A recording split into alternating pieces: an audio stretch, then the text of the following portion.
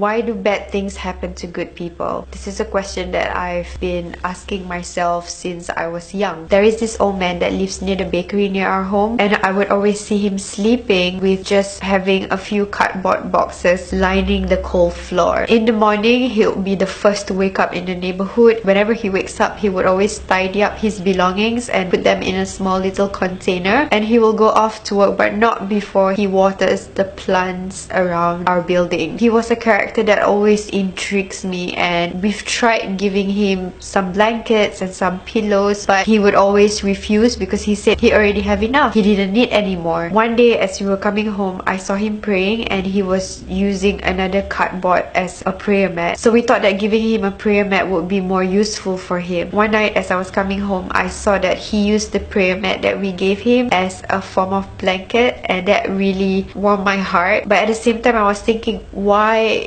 do bad things happen to such good people like him? You know, this man, he never begged. It could have been the easiest way out to just, you know, go back in the streets, but he would work really hard. He would wake up super early in the morning and he comes back only till the sun sets. I may not know much about life, but I know that he has one of the softest and kindest heart I've ever known. But he has no home and he goes through his day to day not knowing what to expect next. Rumor has it that his children left him to fend for himself. And stories like this, unfortunately, are getting so commonplace. Innocent children being abused, parents being kicked out of their own homes by their own children, siblings arguing with one another because of inheritance, spouses cheating on each other. Why do bad things happen to good people? I kept asking myself that until one day when I found this ayah in the Quran where Allah says in Surah Al-Baqarah, ayah number 155, and we will surely test you with something of fear and hunger and a loss of wealth and lives and fruits, but give good tidings to the patient. In this ayah, Allah says it himself that He will test us, and that He will test us through fear, through hunger, through poverty, through death. And He's telling us that our lives in this dunya will be filled with hardships, and that we will feel hurt and that we will feel pain. But in the very same ayah, Allah also gave us comfort. He said, give good tidings to the patient. And He continued, who when disaster strikes them, they say, indeed we belong to Allah, and indeed to Him we will return. Those are the ones upon whom will receive blessings from their Lord, and they are those who receive His mercy, and it is those who are rightly guided. You know, my limited mind and my flawed perception of this world could not and could never fully understand why bad things happen in the first place. That even if I may deem those occurrences or events as bad, these events are part of a larger,